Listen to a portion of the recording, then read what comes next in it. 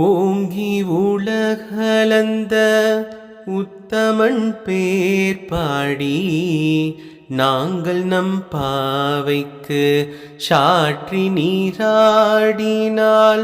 தீங்கின்றி நாடெல்லாம் திங்கள் மும்மாறி பெய்து ஓங்கு பெருச்சென்னில் ஊடு கயலுகல பூங்குவலை போதில் பொறிவண்டு கண்படுப்ப தேங்காதே புக்கிருந்து சீர்த்த முளை பற்றி வாங்க கூடம் நிறைக்கும் வள்ளல் பெரும் பசுக்கள் நீங்காத செல்வம் நிறைந்தேலோரெம் பாவாய்.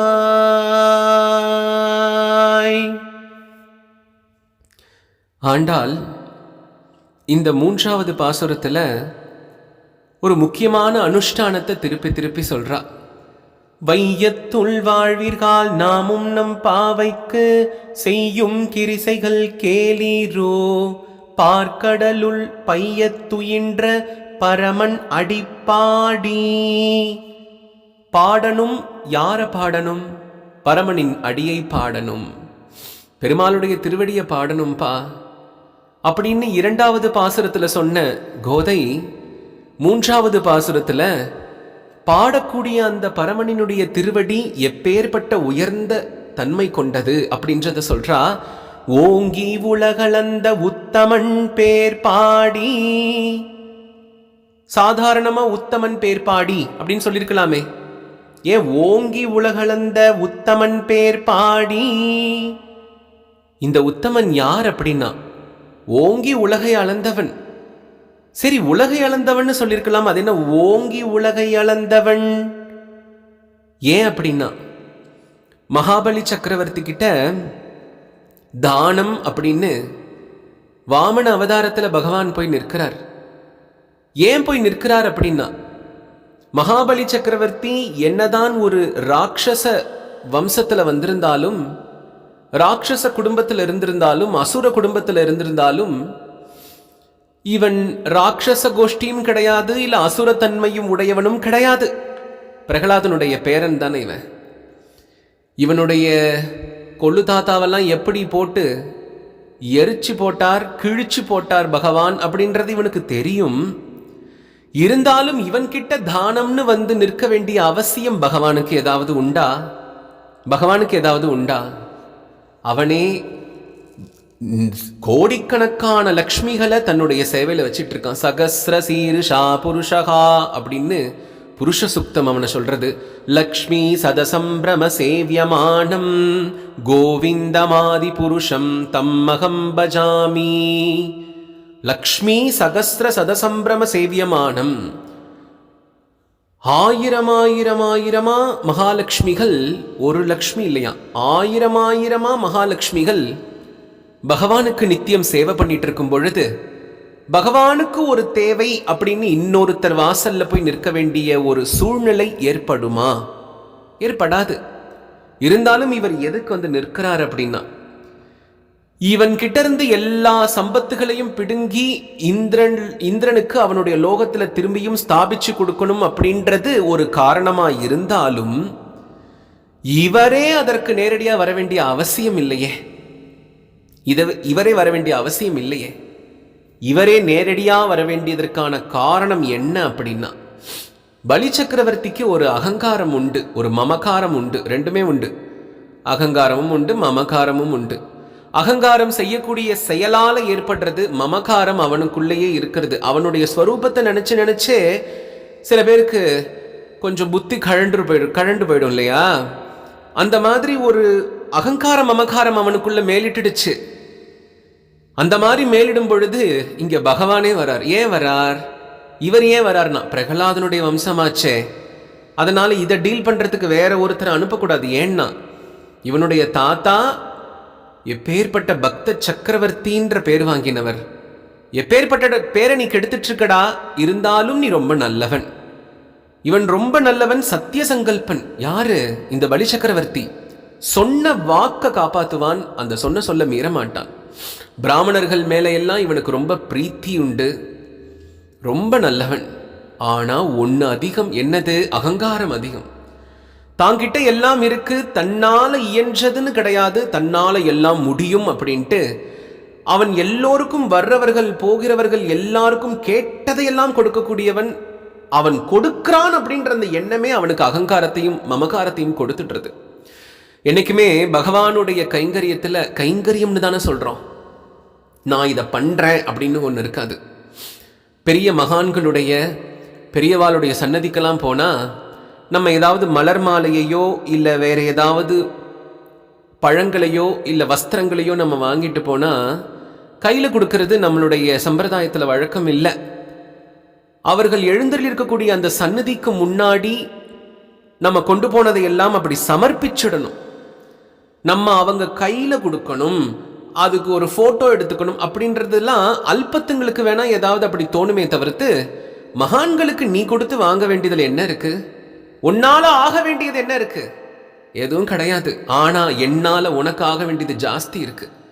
ஆச்சாரிய புருஷர்களால நமக்கு ஆக வேண்டியது ஜாஸ்தி இருக்காச்சு. அவர்கள் நம்ம எல்லாரையும் ஒரு பூரண புஷ்பமா அப்படி கொண்டு போய் பகவானுடைய திருவடியில சேர்த்துறது உண்டாச்சு. அதனால மகான்களுடைய ஆச்சாரிய புருஷர்களுடைய சன்னதிக்கு போகும் பொழுது அவர்களுடைய கைகளில் போய் நம்ம ஏதாவது சமர்ப்பிக்கணும்னு நினைக்கிறது மிகப்பெரிய அபச்சாரம். அவர்களுடைய சன்னதிக்கு முன்னாடி அப்படி தட்டில் வச்சுடணும். எப்படி ஒரு யானையானது அது ஒரு பாகன் கிட்ட கையில் இருக்கக்கூடிய ஒரு அங்குசத்துக்கு கட்டுப்பட்டு நின்னாலுமே, நீ எதிர்த்தாப்புல கொண்டு போய் 10 ரூபாய் கொடுத்தாலும் சரி, இல்லை 10 வாழைப்பழம் கொடுத்தாலும் சரி, ஒரு மாலை கொடுத்தாலும் சரி, நீ பெரிய ஜட்ஜா இருக்கலாம், நீ பெரிய கலெக்டரா இருக்கலாம், நீ பெரிய டாக்டரா இருக்கலாம், உங்ககிட்ட இருந்து அந்த மாலை வாங்கும்போது ஓஹோ நீங்க தான் அந்த பிரெயின் ஸ்பெஷலிஸ்ட், நியூரோ ஸ்பெஷலிஸ்ட், நீங்க தானே, கொடுங்க கொடுங்க மாலை ரொம்ப அழகா இருக்குன்னு யானை வாங்கிக்காது. யானை அதே மினுக்குல, அதே ஒரு நடையில, அதே ஒரு கம்பீரத்துல அப்படி அதனுடைய தும்பிக்கையால் அப்படி மாலையை எடுத்து ஏதோ ஒரு சுவாதீனத்துல போட்டுக்கிற மாதிரி போட்டுக்குமே தவிர்த்து, உன்கிட்ட அது பலவந்தமா நமஸ்காரம் பண்ணியோ இல்ல பவ்யமாவோ அது இருக்காது.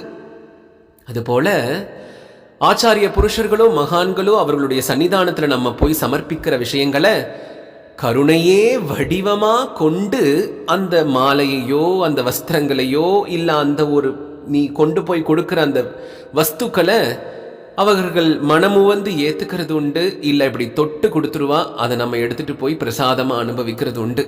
இதுதான வழக்கம்.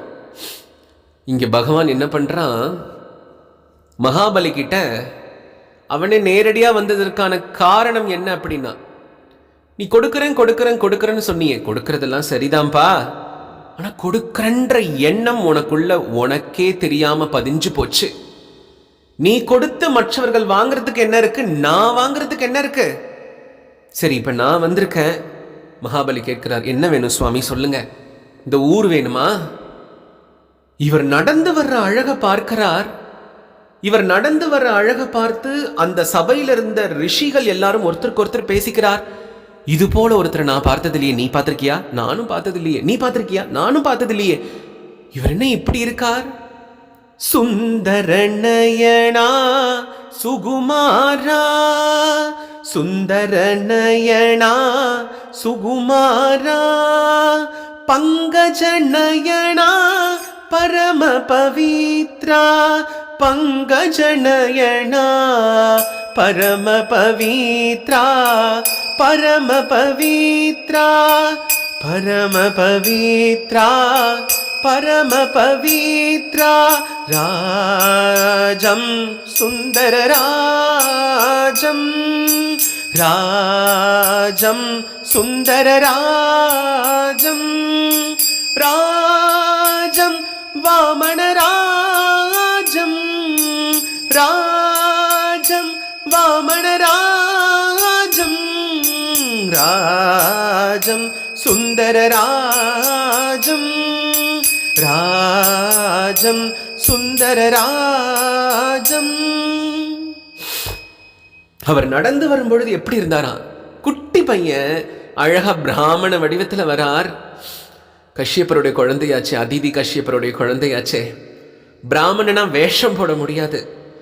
எல்லாரும் ஒரு உபநயன கல்யாணம்னு சொல்லி அந்த யஜ்ஞோபனித்த போடத்துக்கு அப்புறம் சந்தியெல்லாம் பண்ணார்களோ இல்லையோ, புரிஞ்சுதோ இல்லையோ, எது அதற்கு அதற்கு விமர்சனம் கொடுக்கக்கூடிய அதிகாரம் பகவானை தவிர்த்து வேற யாருக்கும் கிடையாது. ஆனா பிராமணனா வேஷம் கூட போட முடியாது, போடக்கூடாது.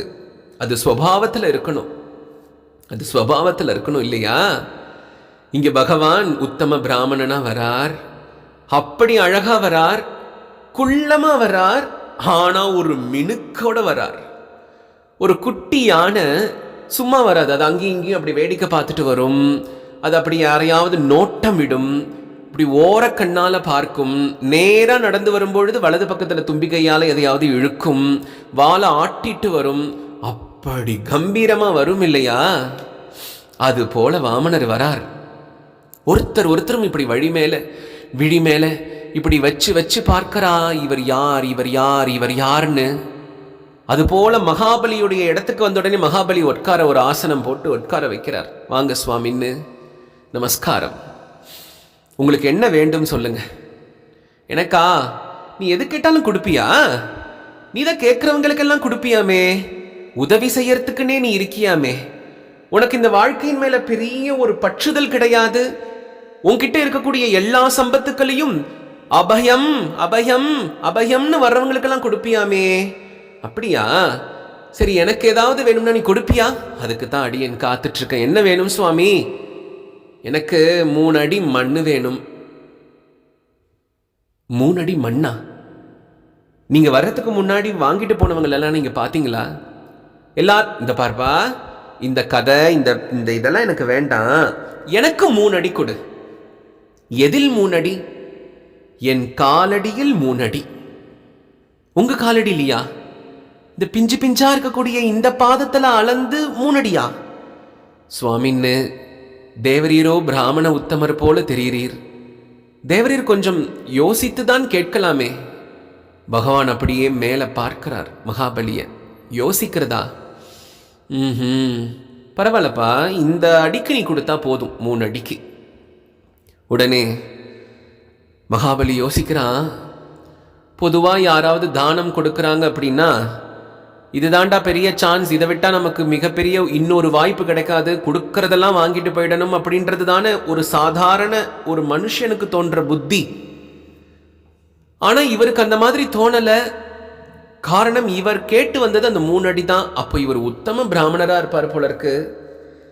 தேவையானதை மட்டும் வச்சுக்கணும்னு ஆசைப்படுறார். ஆனா இந்த 3 அடியில இவருக்கு என்ன பெரிய தேவை வந்துட போகுது அப்படின்னு அவர் நினைக்கிறார்.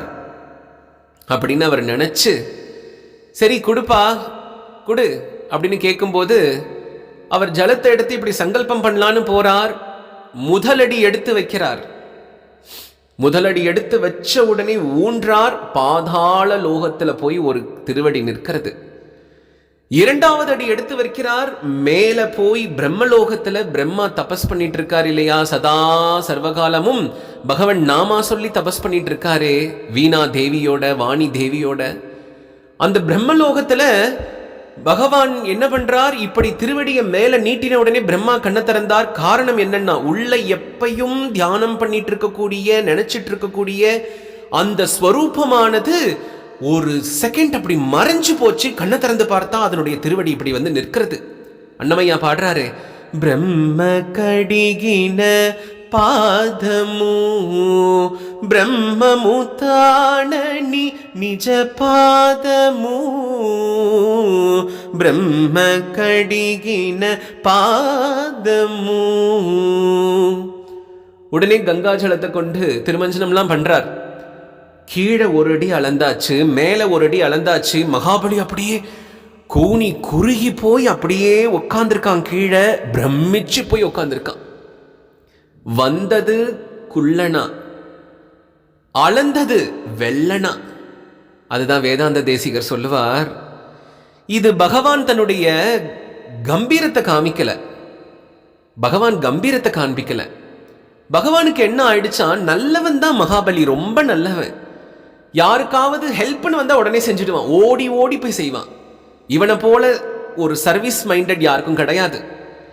ஆனா இதெல்லாம் பகவான் கொடுத்தது தான், அதனால நான் எல்லாருக்கும் கொடுக்கறேன், பகவான் கொடுத்தது தான் நான் எல்லாருக்கும் கொடுக்கறேன்னு வாயால வெத்தலை பாக்கு போட்டு வாய்ப்பாட்டு பாடக்கூடிய இவன் மனசுல அவனுக்கே தெரியாம அந்த அகங்காரம் மமகாரம் இருக்கு. நான் கொடுக்கிறேன், என்னுடையது, என் பலம், என் சரீரம், பொடலங்கா.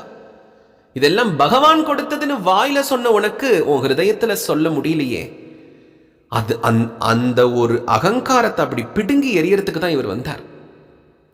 ஆனா இங்க வேதாந்த தேசிகர் சொல்றார், இது என்ன ஆயிடுச்சா, தன்னுடைய பக்தன் கிட்ட இருந்து 3 அடி மண்ணு பாசமா வாங்கின உடனே பகவானால பொறுக்க முடியலையா. முதல் அடி கொடுத்த உடனே, முதல் அடி அளந்த உடனே அவன் முதல் அடி கொடுக்கிறான், இவர் அதை வாங்குறார், தானமா வாங்குறார். கொடுக்கிறவன் கை மேல இருக்கு, வாங்குறவர் கை கீழே இருக்கு. இந்த கை வாங்கலாமா? ஆனா பக்தன் கிட்ட வாங்குச்சான். அதை வாங்கின உடனே அவருடைய சரீரமானது அப்படி புஷ்டியாகி அந்த விண்ணமுற்ற அளவுக்கு திரிவிக்ரம சுவாமி அவதாரத்தில் அப்படி போய் பெருசாகி நின்னாராம்.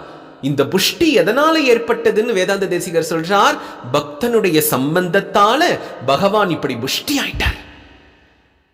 ஏன்னா அவரை பக்த பராதீனகா, அவரை பக்தவத்சலனாச்சே. அவரை சுத்தி 1000 மகாலட்சுமிகள் இருந்தாலும் தன்னுடைய பக்தன் கொடுக்கக்கூடிய தானத்தால தனக்கு புஷ்டி ஆச்சுன்றதை காண்பிக்கிறார். அதுதான்ப்பா திருவிக்ரம அவதாரம். வேதாந்த தேசிகர் எடுக்கிறார், பிரேமையோடு எடுக்கிறார் இல்லையா? ஆனா இங்க 2 அடி அளந்த உடனே கீழே மகாபலியை பார்த்து ஒரு முறைச்சு கேட்கிறார், என்ன மகாபலி, 3வது அடி எங்க? எங்கடா உன்னுடைய 3வது அடி? நீ சொன்னது எல்லாத்தையும் நான் அளந்துட்டேன். இந்த 2 அடியை தாண்டி நானும் சுத்தி முத்தி பார்க்கிறேன். பகவானுக்கே விசாலமான நேத்திரம் இல்லையா? சுத்த பராதீன வக்ஷஸ்தலா கிருஷ்ணா பரம பராதீன பங்கஜ அகண்ட நயநாத ஜகநாதா. ஜகநாதனாச்சே, பெரிய பெரிய கண்கள், அதுல பெரிய கருவிழி. ஜெகநாதனுடைய திருக்கண்களே அப்படி இருக்கும் இல்லையா? அப்படி உருட்டி உருட்டி உருட்டி பார்க்கிறார். எங்கடா படவாடே, எங்கடா 3வது அடி கொடுக்கறேன்னு சொன்னியே, எனக்கு எங்க? 7 லோகத்தையும் அளந்தாச்சு, தேடி தேடி பார்க்கிறேன். என்னுடைய பெரிய கண்களை உருட்டி உருட்டி பார்க்கிறேன். ஒரு இன்ச்சு கூட எனக்கு இப்ப கிடைக்கல புதுசா. நீ சொல்லிப்போ 3வது அடி எங்க?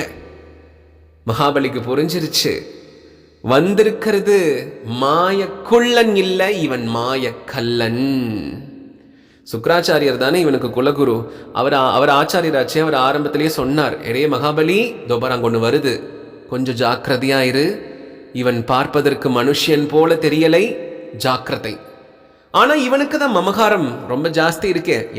அதெல்லாம் நீங்க ஏன் கவலைப்படுறீங்க? எனக்கு எதுவும் ஆகாது, எனக்கு எதுவும் ஆகாதுப்பா, நீங்க ஏன் இவ்வளவு எமோஷனல் ஆகுறீங்கன்னு ஆச்சாரியனுக்கு இவன் வழி சொன்னா. இப்ப விழி பிதுங்கி நிற்கிறான். விழி பிதுங்கி நின்னாலும் பிரகலாதனுடைய வம்சமாச்சே, கொஞ்சம் புத்தி வேலை பார்த்தது. அதனால 3வது அடி எங்கே அப்படின்னா, இதோ கொடுத்தோம் சுவாமின்னு அவனுடைய சிரத்தை காண்பிச்சான். பகவானுடைய அந்த தாமரை திருப்பாதங்களை அப்படி கொண்டு போய் அவன் சிரத்துல வச்சார்.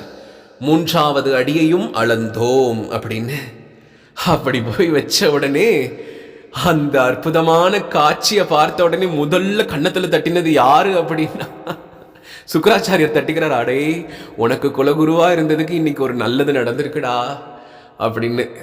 பகவான் அந்த 3வது அடி அளந்தான் இல்லையா? அளந்ததுனால ஆண்டாள் சொல்றா, ஓங்கி உலகளந்த உத்தமன் பேர் பாடி.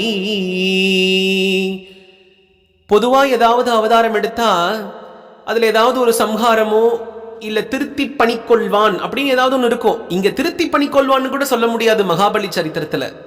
ஏன்னா அவங்கிட்ட திருத்தறதுக்குன்னு எதுவும் கிடையாது. பிடுங்கி வெளியில ஒண்ணு போட்டுட்டார். ஆனா அவன் அங்கேயே தான் இருக்கிறான். அப்படி பிடுங்கி போட்டு அந்த பாதாள லோகத்துக்கு அவனை ஒரு அதிபதியாக்கி அந்த லோகத்துல அவனை சஞ்சாரம் பண்ணும்படி செய்கிறார். அவனுடைய ஸ்வபாவத்தை அவனை உணர வைக்கிறார். அதனால ஆண்டாள் சொல்றா, அப்பேற்பட்ட உன்னதமான அந்த உத்தமனான திரிவிக்ரமனை பாடணும். எப்படி பாடணும்? நம் பாவைக்கு சாட்சி. இவளுக்கு முக்கியமானது நீராட்டம் தானே நோன்பு. அதனால அந்த நீராட்டத்துல நாம சங்கீர்த்தனம் தான் பிரதானம். பாடணும், பகவான பாடணும். தீங்கின்றி நாடெல்லாம் திங்கள் மும்மாறி பெய்து ஓங்கு பெரு சென்னலூடு கயலுகல. இப்படிலாம் பாடினா என்ன ஆகும்? நல்ல பெரிய பெரிய சென்னல் வளர்ந்து அந்த சென்னல் வயல்கள்ல அந்த மீன்கள் எல்லாம் அப்படி குதிக்குமா, அந்த அளவுக்கு நல்லா தழைச்சு செம்மையான வயல்கள் சூழ்ந்து இருக்குமா பகவானுடைய நாம சங்கீர்த்தனம் பண்ணினா. இப்பேற்பட்ட உத்தமனுடைய நாமத்தை நம்ம பாட வேண்டாமா? நாமத்தை வாயார பாடணுமே. பகவான் நாமா சொல்றதுக்கு யோசிக்க கூடாது. பகவான் நாமா சொல்லும் பொழுது இவங்க நம்மளை பார்ப்பாங்களா அவங்க நம்மளை பார்ப்பாங்களான்னு வெட்கப்படக்கூடாது. நம்ம பண்ணக்கூடிய அந்த ஒரு சாத்விகமான செயல்களானது நம்முடைய குருவுக்கு தெரிஞ்சா போதும், வேற யாருக்கும் தெரியணும்ன்ற அவசியம் கூட கிடையாது. எப்படி குழந்தைகள் எல்லாம் புது சொக்கா வாங்கி போட்டுக்கிட்டா அம்மா அப்பா கிட்ட ஓடி வந்து, அம்மா அப்பாட்ட கூட கிடையாது, அம்மா கிட்ட வந்து அம்மா நல்லா இருக்கா அப்படின்னு காமிக்குமே. ஏதாவது அந்த குழந்தை முதல்ல சமைச்சதுன்னா அம்மா கிட்ட வந்து கொடுக்கும், அம்மா இது நல்லா இருக்கா, இது பார், தான் செய்யறத அம்மா கிட்ட காட்டி பெருமை சொல்லிக்கணும்னு ஆசைப்படுது அப்படின்றது இதுக்கு அர்த்தம் இல்லை. அம்மா இதெல்லாம் எனக்கு நீ காட்டி கொடுத்ததாச்சே, நான் ஓ மூலயமா வந்தவனாச்சே, இதெல்லாம் நல்லா இருக்காமான்னு அந்த அம்மா ஒரு சிரிப்பு சிரிச்சாலோ அதற்கு ஒரு அங்கீகாரம் கொடுத்தாலோ அந்த குழந்தைக்கு ஒரு பெருமிதம் ஏற்படும் இல்லையா? அது போல ஒரு நல்ல உத்தமமான சிஷ்யன் தன்னுடைய குரு கிட்ட போய் தான் இதெல்லாம் பண்றோம் இதெல்லாம் செய்யறோம்னு சொல்லும் பொழுது அது போல ஒரு பூரிப்பு குணம் ஏற்படுமாம். அதை தான் ஆண்டாள் இங்க சொல்றா, ஓங்கி உலகளந்த உத்தமன் பேர் பாடி நாங்கள் நம் பாவைக்கு சாட்சி நீராடினால் தீங்கின்றி நாடெல்லாம் திங்கள் மும்மாறி பெய்து. மும்மாறி மழை பொழியும். மழை எப்படி பொழியும்னா வெள்ளக்காடா மாத்தாது, இல்ல காஞ்ச கருவாடா நிலத்தை மாத்தாது. இது என்ன பண்ணும்னா தேவையான அளவு பொழியும், ஆனா மும்மாறி பொழியும். பூங்குவலை போதில் பொறி வண்டு கண் படுப்ப தேங்காதே பொக்கிருந்து சீர்த்த முளை பற்றி. நல்ல தனம் பொருந்திய பசுமாட்டின் காம்புகள்ல நல்ல பால் சுரந்து அந்த குடமெல்லாம் நிறைஞ்சு அந்த பால் கறக்கக்கூடியவள் கிளம்பினதுக்கு அப்புறமும் கூட அந்த பசுமாடு பாலை சுரிஞ்சுக்கிட்டே இருக்குமா. அப்படி வள்ளல் பெரும் பசுக்கள். அப்பெல்லாம் பசுமாடு யார் வீட்டிலையாவது இருந்ததுன்னா அவர்கள் தான் செல்வந்தர். அது வியாபாரத்துன்னு பார்த்தாலும் சரி, இல்லை ஒரு ஆன்மீக ரீதியா பார்த்தாலும் சரி, பசுமாட்டால தான் அந்த காலத்துல செல்வங்கள் வீட்டில் காணப்பட்டுச்சு. மகாலட்சுமி கடாட்சம் பெருகினது. இன்னைக்குமே அதை ஒரு வியாபாரமாக நம்ம பண்ணக்கூடாது, பெரு வியாபாரமாக நம்ம பண்ணக்கூடாது. அப்போல்லாம் வீட்டுக்கு வீடு பசுமாடு இருந்தது. பசுமாடு வச்சு பார்க்க முடியாதவா யாராவது ஒரு வீட்டில் வச்சுருப்பாங்க. அவங்க பார்த்து அவர்களுக்கு எல்லா விதமான சவரச்சனையும் செஞ்சு கொடுத்து பசுமாட்டின் மூலம் வரக்கூடிய அந்த சம்பத்துக்களை அனுபவிக்கிறது வழக்கம்.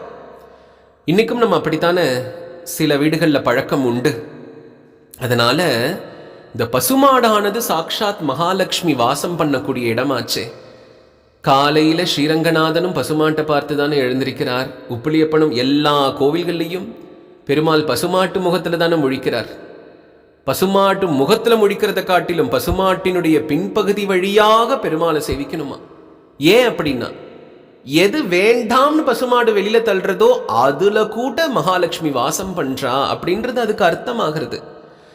அப்பேற்பட்ட பசுமாடு இங்க சர்வ செல்வ சம்பத்துக்களையும் கொடுக்கக்கூடியதா இருக்கிறதுனால ஆண்டாள் சொல்றா, அது போன்ற சம்பத்துகள் பெறணும்னா ஹே தோழிமார்களே, ஏ ஆய்ச்சிமார்களே, எல்லோரும் பகவானுடைய நாமத்தை பாடுங்கடி. பகவானுடைய நாமத்தை யார் பாட முடியும்? பக்தர்கள் தான் பாட முடியும், வேற யாரும் பாட முடியாது. நீயும் நானும் நினைச்சா பாட முடியாது. வேற யாராவது ஒருத்தர் சொல்லியோ வேற யாராவது ஒருத்தர் நிர்பந்திச்சோ நம்மளால பாட முடியாது. நாமம் நினைச்சிருக்கணும் இவன் வாயால வரணும் அப்படின்ட்டு. அதனாலதான துர்வாசர் கூட அம்பரீஷன் கிட்ட ஒரு அபச்சாரம் பட்ட பொழுது இங்க ஓடுறார் அங்க ஓடுறார், ஏதோ ஏதோ தாவதி தத்ர தத்ர சுதர்ஷனம் துஷ்பிரசகம் சதர்ஷக அலப்தநாதக சயதா குதஸ்சித் சந்திரஸ்த சித்தோரணமேஷமானக தேவம் விரிஞ்சம் சமகாத்விதாதக திராக்யாத்மயோனே அஜித தேஜசோமாம். சுதர்ஷன சக்கரம் அப்படியே சுழன்று வருது. எதுக்கு எடுத்தாலும் கோபப்படுவாரே, இவர் தான் கோபத்துக்கு டிபார்ட்மெண்ட்டுக்கு ஹெச்ஓடி ஆச்சே துர்வாசர். டீல் பண்ணிருக்க வேண்டியது தானே. முடியல, ஓடுறார், பிரம்மா கிட்ட போறார். பிரம்மா சொல்றார், ஸ்தானம் மதியம் சக விஸ்வம் ஏதத் கிரீடா வசானே த்வீபரார்த்த சம்யே ப்ரூபங்க மாத்ரேன ஹி சந்திதக்ஷோஹோ காலாத்மனோ யஸ்ய திரோ பவிஷ்யதி. ஏன்பா என்கிட்ட எதுக்குப்பா வந்த, என்னாச்சு? இல்ல பிரம்மதேவரே, நான் அம்பரிஷன்ட்ட அபச்சாரம் பட்டுட்டேன். இந்த சுதர்சன சக்கரம் என்ன அப்படியே துரத்திட்டு வருது, உடம்பெல்லாம் எரியுறது, என்னால முடியல. அதுக்கு அவர் சொல்றார், அகம் பவோ தக்ஷ ப்ருகு பிரதானாக பிரஜேச பூதேஷ சுரேஷ முக்யாக சர்வே வயம் என் நியமம் பிரபன்னாமூர்யான் பிதம் லோகஹிதம் வகாமக பிரத்யாக்யாதோ விரிஞ்சேன விஷ்ணு சக்ரோபதாபிதக துர்வாசாக சரணம் யாத சர்வம் கைலாசவாசினம். பிரம்மா சொன்னார், இதுக்கு நான் அதிகாரி கிடையாது. நான் எல்லாம் படைப்பு தொழில் பண்றதுனால நீ ஏதோ நான் தான் எல்லாம் பண்ணிட்டு இருக்க நினைச்சு நீ என் லோகத்துல வந்து என்கிட்ட கேட்டுட்டு இருக்க. எனக்கெல்லாம் மேல மாஸ்டர் ஒருத்தர் இருக்காருப்பா, நீ அங்க போய் கேளு. அங்கிருந்து ஓடி நேர கைலாசத்துக்கு போனார். அங்க போய் கதர்றார். அப்ப சிவபெருமானார் சொல்றார், வயம் நதாத பிரபவாம பூம்னி யஸ்மின் பரேயண்யே அப்யஜ ஜீவகோசாஹ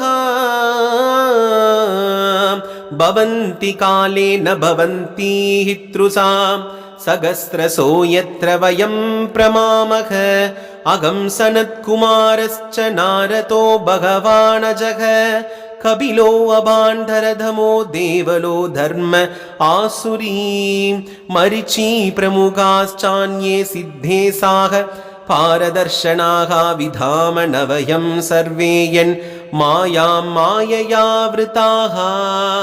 எதுக்குப்பா என்கிட்ட வந்த? பிரம்மா சொல்லலையா நானும் அதுக்கு அதிகாரி இல்லைன்னு? எனக்கும் மேல ஒருத்தர் இருக்கார், நான் மட்டும் கிடையாது. நாரதர், சனத்குமாரர், கபிலர், இப்படி எல்லாருமே அவர் ஒருத்தருடைய ஆணைக்குத்தான் நாங்க காத்துட்டு இருப்போம். அவர் என்ன சொல்றாரோ அதை நாங்க செய்யறோம். இது ஏதோ நானா சொல்லல, பாகவதம் சொல்லுது. அதனால நீ ஒன்று பண்ணு, நீ என்கிட்ட வர்றதெல்லாம் ஒன்றும் பண்ண முடியாது. திருக்கடையூர்லேயே மார்க்கண்டேய மகரிஷி யமதர்மராஜா துரத்திட்டு வரும் பொழுது சிவபெருமானரை போய் கட்டிப்பிடிச்சிடுறார். கட்டிப்பிடிச்ச உடனே இவரு கருணையே வடிவானவர் எட்டி ஒரு உத விடுறார். அதுக்கப்புறம் அவர் போயிட்டார், எல்லாம் ஆயிடுறது. உடனே மார்க்கண்டேயர் கேட்கிறார், ரொம்ப நன்றி சுவாமி, எனக்கு மோட்சத்தை கொடுங்க. நோ நோ நோ, மோக்ஷம் ஜனார்த்தனாக. மோக்ஷம் ஜனார்த்தனன்ட்டதான் இருக்கு, அது எனக்கும் மேல இருக்குப்பா. நீ போய் அவரை நோக்கி நாமா சொல்லி தபஸ் பண்ண, அவர் கண்டிப்பா உனக்கு பிரசன்னமாவார்னு சொன்னதுக்கு அப்புறம் பிரசன்னமாகி இன்னைக்கு நம்ம திருவிண்ணகரம்னு சொல்றமே உப்பிலியப்பன் கோவில், அந்த கோவில்ல தான் அவருடைய தபஸ் எல்லாம் நிறைவேறி அந்த கோவில்ல பகவான் அவருக்கு பிரசன்னமாகிறார், மருமகனாகவே ஆயிடுறார் இல்லையா? பூமி பிராட்டி அங்கதானே அவருக்கு கிடைக்கிறார். அதனால இப்படியெல்லாம் ஓடின துர்வாசர் கடைசியில பகவான் கிட்ட போனாரா? பகவான் சொல்றார், அகம் பக்த பராதீனோ யஸ்வதந்திர இவத்விஜ சாதுபிஹி கிருஸ்த ஹிருதயோ பக்தைஹி பக்த ஜனப்ரியா நாகம் ஆத்மானம் ஆசாசே மத்பக்தைஹி சாதுபீர் வினாஸ்ரியம் சாத்யந்திகம் பிரம்மன் ஏஷாம் கதிரகம் பரா அகம் பக்த பராதீனோ. என்னை பத்தி உனக்கு தெரியாதா துர்வாசரே? அகம் பக்த பராதி, என் பக்தர்களுக்காகத்தான் நான் எல்லாம் பண்ணிட்டு இருக்கேன். நான் பக்த பராதீனன். என் பக்தர்கள் சொல் என்னவோ அதுபடிதான் நான் கேட்பேன். என் பக்தர்களுடைய அழுகை தான் எனக்கு மழை தண்ணீர் மாதிரி. அவர்கள் அழும் பொழுது எப்படி மழை பெய்யும் பொழுது மயில்கள் எல்லாம் நடனம் ஆடுறதோ, அந்த குதூகலிக்கிறதோ, அது போல என்னுடைய பக்தன் எனக்காக அழும் பொழுது என் மனசுல ஒரு ஜிலுஜிலுப்பு ஏற்பட்டுடும்.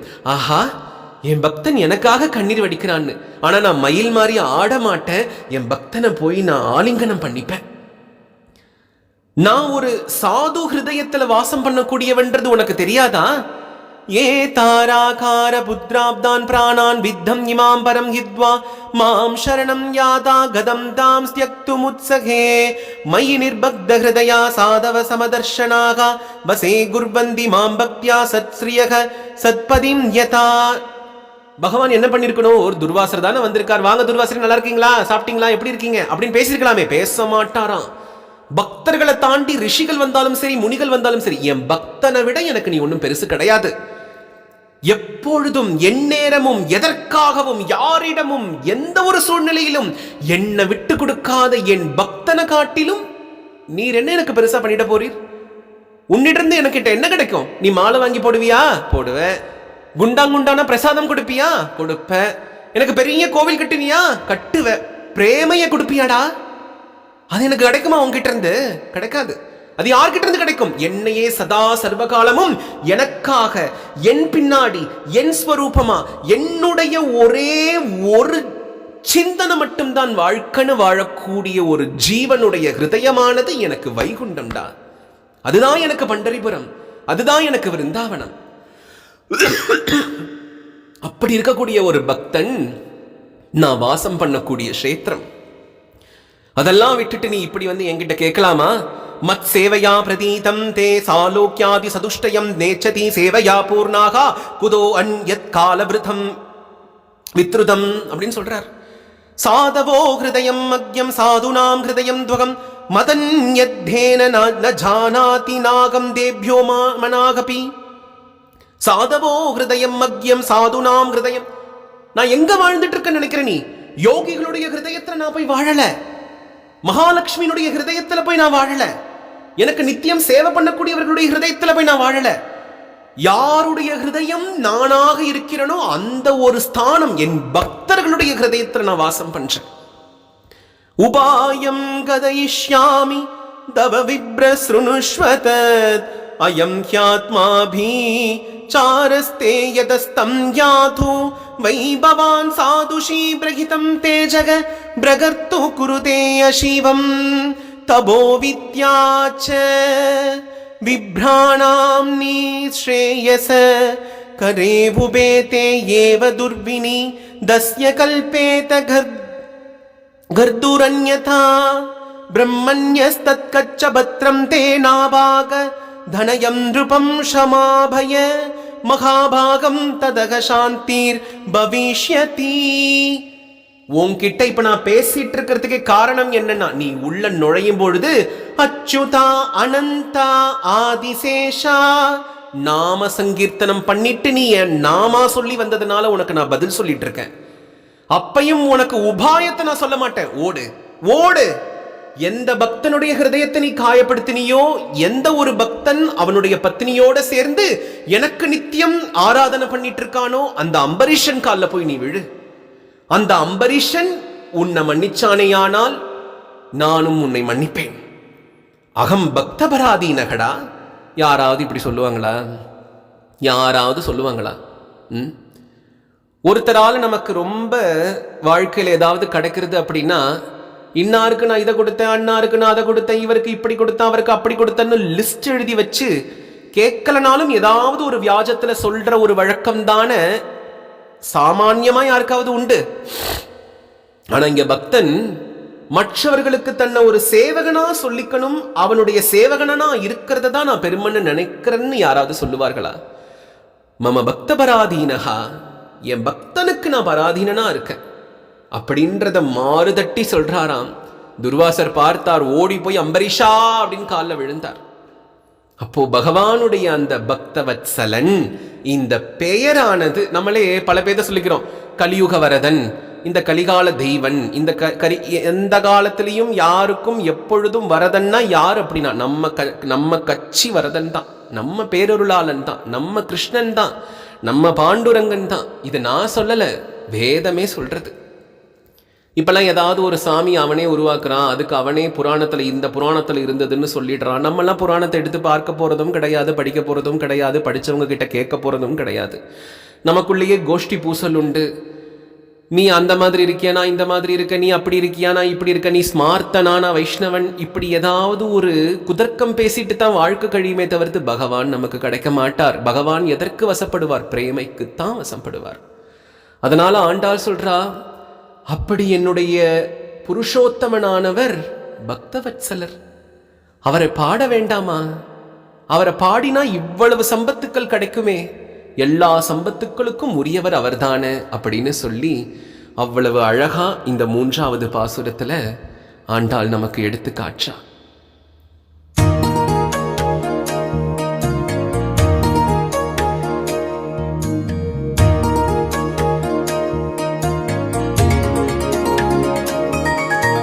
చూడరమ్మ సతులాల శోభాన పాడరమ్మ,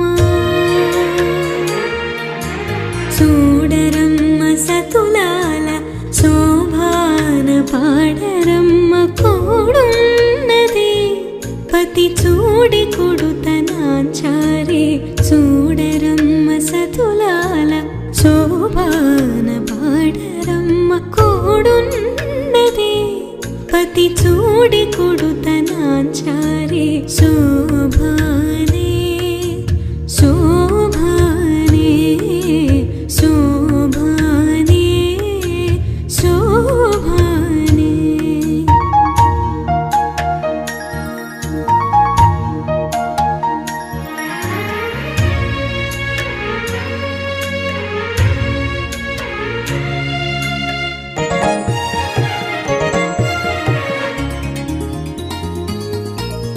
శ్రీ మహాలక్ష్మి అట సింగారాలకే మరుదు, కాముని తల్లి అట చక్కదనాలకే మరుదు. శ్రీ మహాలక్ష్మి అట సింగారాలకే మరుదు, కాముని తల్లి అట చక్కదనాలకే మరుదు. సోమునితో బొట్టువట సొంపు కళలకే మరుదు, సోమునితో బొట్టువట సొంపు కళలకే మరుదు. కోమలాంగి ఈ చూడి కొడుతనాచారి, చూడరమ్మ సతులాల శోభాన పాడరమ్మ, కోడున్నది పతి చూడి కొడుతనాచారి, శోభానే శోభానే శోభానే శోభానే.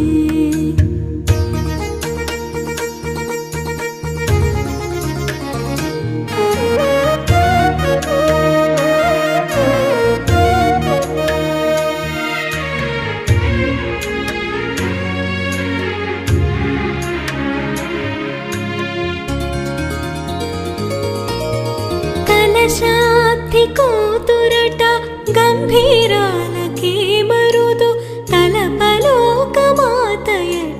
దయమరి మరుదు.